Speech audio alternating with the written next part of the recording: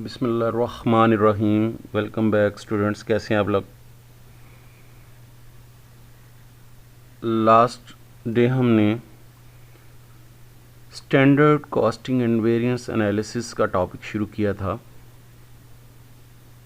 इसमें हमने डिस्कस किया था कि स्टैंडर्ड कॉस्टिंग एक टेक्निक है जिसके ज़रिए कंपनी शुरू साल में कुछ स्टैंडर्ड्स जो है वो सेट कर लेती है।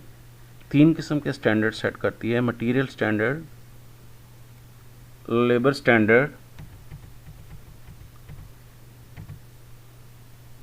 और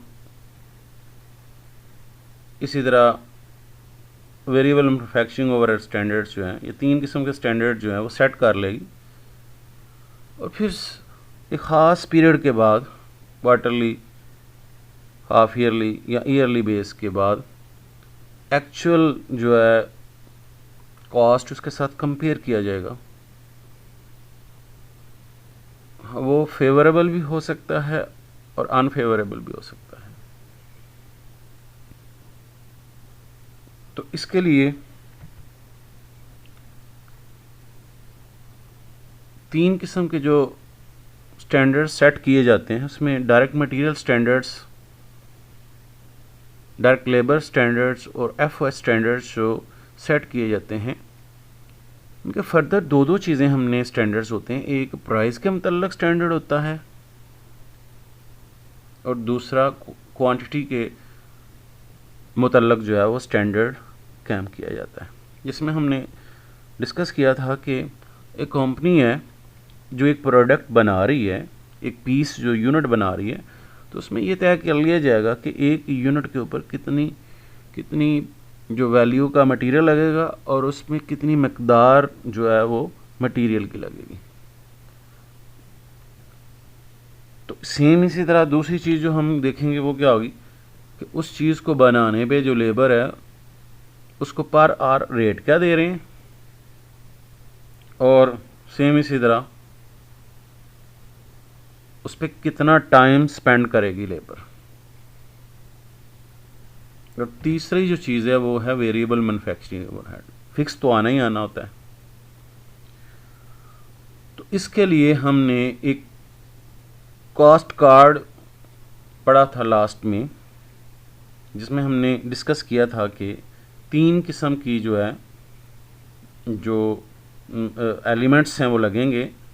तो हमने शुरू में एक स्टैंडर्ड कार्ड डिफ़ाइन कर लेंगे, सेट कर लेंगे कि उस चीज़ को बनाने पे मटेरियल कितना लगेगा और एक मटेरियल कॉस्ट क्या होगी और टोटल कॉस्ट क्या होगी।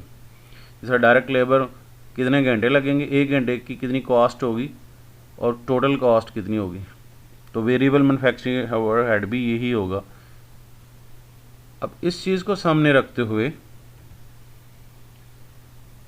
हमने journal model of variance analysis जो है वो शुरू करना है। तो आज हम एक मॉडल डिफाइन करेंगे वेरिएंस एनालिसिस के लिए। तो 2 किस्म की जो वेरिएंस होता है, एक प्राइस वेरिएंस है और दूसरा क्वांटिटी वेरिएंस है।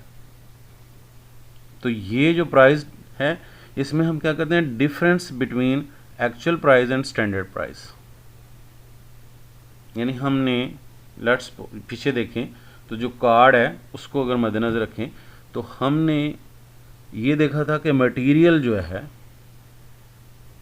इस पे 3 पाउंड मटेरियल लगेगा और 4 रुपये पर पाउंड के हिसाब से जो है 3 पाउंड मटेरियल होगा और 4 रुपये पर पाउंड के हिसाब से जो है वो हमें वो मटेरियल मिलेगा। अब एक्चुअल जो है वो देखना पड़ेगा। जो प्राइस तो 4 रुपये रेट थी तो प्राइस 4.5 आ गई। क्वांटिटी हमने सोची थी कि 3 लगेंगे इस पे पाउंड जो है उस चीज़ को बनाने के ऊपर।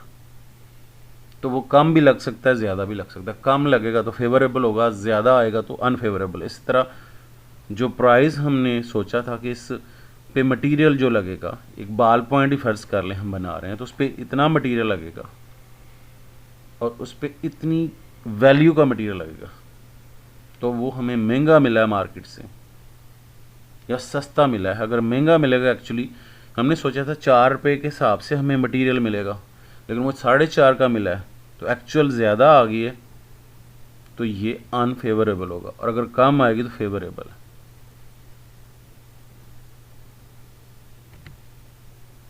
Price and quantity standards. Price and quantity standards are determined separately for 2 reasons. दोनों को अलग-अलग फार्मूला होगा। तो इसलिए अलग-अलग है कि purchase manager is responsible for raw material purchase price का जो प्राइस में डिफरेंस आता है।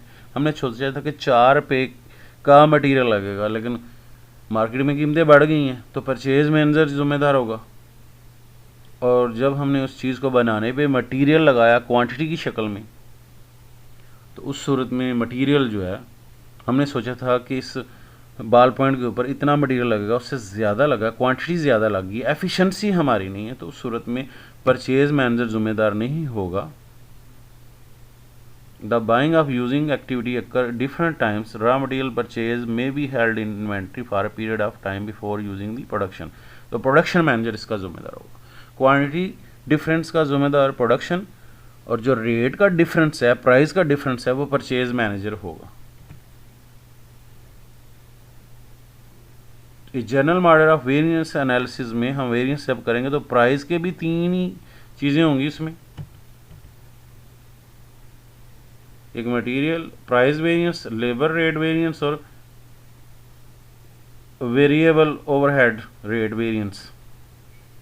सेम इसी तरह जब हम क्वांटिटी की बात करेंगे तो क्वांटिटी में भी 3 ही चीज़ें होंगी। एक मटेरियल क्वांटिटी वेरिएंस, और दूसरा लेबर, और तीसरा variable overhead efficiency variance. Labour efficiency variance यानी उस पर जो टाइम स्पेंड आवर्स लगने थे वो कम लगे हैं या ज़्यादा लगे हैं उस चीज़ को बनाने पे, और ज़ाहिर है टाइम ज़्यादा लगेगा तो उस पर मजदूरी भी रेट भी जो रेट हमने सोचा था कि 9 रुपये पर आवर के हिसाब से हम रेट में देंगे, उससे ज़्यादा रेट है, तो मार्केट में मजदूरी बढ़ गई है। और अगर उस चीज़ को बनाने पे फ़र्ज़ करें एक चेयर ही बना रहे हैं, तो हमने सोचा था उस पर मटीरियल इतना लगेगा और मटीरियल का रेट ये होगा। हमने सोचा था उसको बनाने पे मजदूरी इतनी देंगे और वो इतने घंटों में बन जाएगी। जब आवर्स की बात आएगी, मटेरियल की वज़न की बात आएगी, तो वो क्वांटिटी वेरिएंस होगा। और जब रेट जिसमें कीमत RS आएगा, रुपीज़ का लफ्ज़ आएगा, डॉलर का लफ्ज़ आएगा, तो प्राइस वेरिएंस आएगा, कीमत का फ़र्क आ गया। अभी ये जो general model for variance analysis है, इसका फार्मूला ये है जो आपने याद करना है। जब हम प्राइस वेरिएंस कैलकुलेट करेंगे तो तब क्या होगा, हम क्या फार्मूला होगा, हम करेंगे एक्चुअल क्वांटिटी कितनी लगी है उस पर और एक्चुअल प्राइस क्या है, उसको कंपेयर करेंगे किसके साथ, एक्चुअल क्वांटिटी और स्टैंडर्ड प्राइस के साथ। इन दोनों का जो फ़र्क आएगा वो प्राइस वेरिएंस होगा।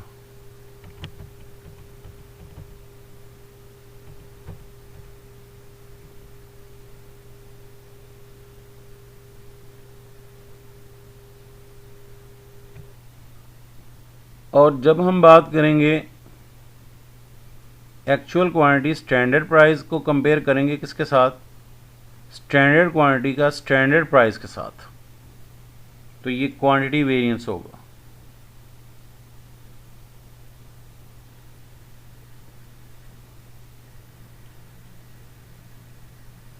तो standard price is the amount that should have been paid for resources acquired. जिस तरह के हमने कार्ड बनाया था, तो उस पर हमने जब बात की थी मटेरियल की, तो हमने ये देखा था कि 4 रुपये पाउंड के हिसाब से मटेरियल मिलेगा, ये स्टैंडर्ड थी। और एक्चुअल प्राइस क्या है, वो कम भी हो सकती है और ज़्यादा भी हो सकती है। यानी हमने 4 पे स्टैंडर्ड प्राइस हमने कितनी सोची थी, 4 पे के हिसाब से हमें मटेरियल मिलेगा, और जब मार्केट में हमने गए तो वो हमारे लिए क्या हो सकता है, कम भी हो सकता है एक्चुअल प्राइस। और क्वांटिटी से मुराद ये है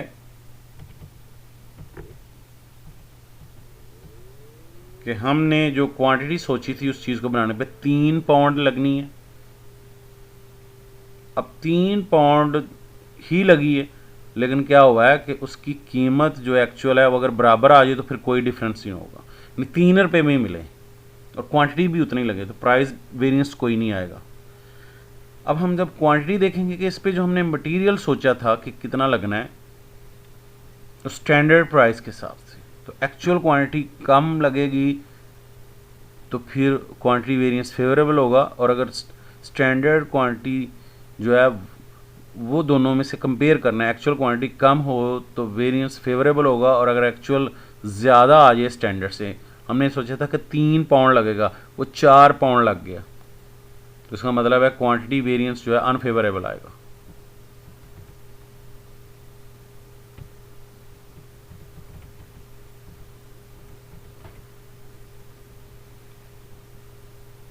तो स्टैंडर्ड क्वांटिटी क्या है? Standard quantity is the quantity allow for actual good output. Standard input per unit of output multiply by amount of goods output. तो इस तरह से स्टैंडर्ड क्वांटिटी जो है वो क्या होती है, जो हमने चीज़ को बनाने पे हमने एक स्टैंडर्ड रखा था कि 3 पाउंड पे ये चीज़ बनेगी। अब इस सारी चीज़ों को हम इनके जो पहले पहले वर्ड हैं वो ले लें, तो एक्चुअल क्वांटिटी का ए क्यू, एक्चुअल प्राइस का ए पी, एक्चुअल क्वांटिटी और स्टैंडर्ड प्राइस का एस पी। तो ये हम इस तरह से भी कैलकुलेट कर सकते हैं, या ये इसी चीज़ का फार्मूला यहाँ से एक्सट्रैक्ट किया हमने। फार्मूला जो एक्सट्रैक्ट करेंगे हम इसकी मदद से,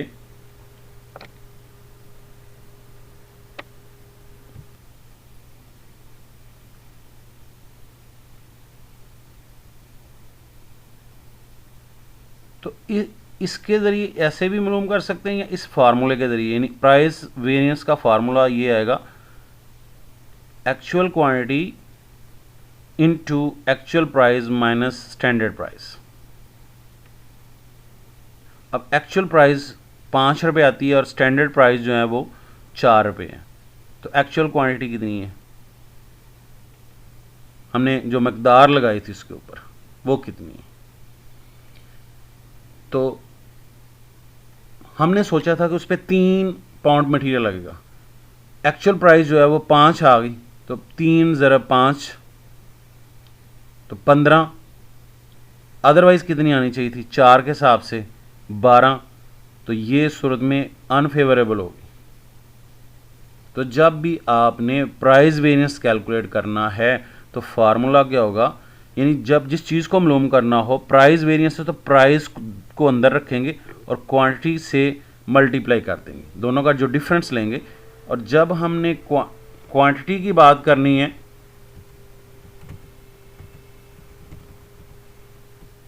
जब हम क्वांटिटी की बात करेंगे तो क्वांटिटी को अंदर रखेंगे और जो स्टैंडर्ड प्राइस है इससे मल्टीप्लाई कर देंगे।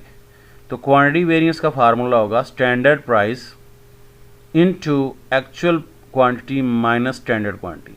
हमने एक्चुअल क्वांटिटी ज़्यादा लगाई है और स्टैंडर्ड कम थी, तो फिर अनफेवरेबल होगा। और अगर एक्चुअल क्वांटिटी जो होगी वो कम होगी और स्टैंडर्ड जो होगा वो ज़्यादा होगा, तो फिर फेवरेबल होगा। तो इस मेथड से भी हम कैलकुलेट करेंगे, या अल्टरनेटिव मेथड ये है, ये इक्वेशन बनेगी इसकी। तो प्राइस वेरिएंस के फार्मूला ये होगा कि प्राइस को मालूम करना है, प्राइस वेरिएंस को मालूम करना है कि कीमत का फ़र्क कितना आया। जो हमने सोचा था कीमत उससे कम आई है या ज़्यादा आई है, जो हमने सोचा था मकदार इतनी आएगी, वज़न इतना लगेगा उस पर, वो कम आया या ज़्यादा है। तो इसके लिए प्राइस वेरिएंस और क्वांटिटी वेरिएंस मालूम करना पड़ेगा।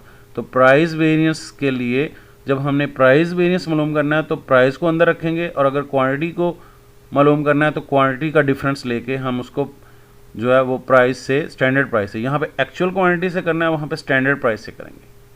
तो इसमें ये ए क्यू का मतलब कि एक्चुअल क्वांटिटी है, ए पी का मतलब एक्चुअल प्राइस है, ये सारा कुछ जो है इसमें मेंशन किया हुआ है। तो ये 2 तरीके हैं, एक ये तरीका इस तरह से बना लें तो प्राइस वेरिएंस और क्वांटिटी वेरिएंस मालूम होगा, यहाँ ये इक्वेशन जो है ये अल्टरनेटिव मेथड से हम मालूम करेंगे इसको। तो ये तरीकाकार है जिसके ज़रिए हम ये मालूम करेंगे।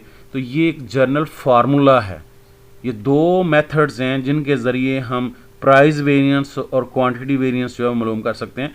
दोबारा देखें, प्राइस वेरिएंस क्या होगा, एक्चुअल क्वांटिटी को हमने एक्चुअल प्राइस से मल्टीप्लाई करें और एक्चुअल क्वांटिटी को स्टैंडर्ड प्राइस से, तो ये प्राइस वेरिएंस होगा।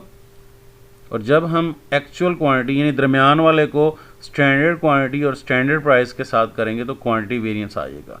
यहाँ हम इसी चीज़ का फार्मूला ये है, ये वाला इक्वेशन के ज़रिए हम इसको, और क्वांटिटी वेरिएंस का फार्मूला ये है। तो ये प्राइस वेरिएंस का फार्मूला है और ये क्वांटिटी वेरिएंस का फार्मूला है।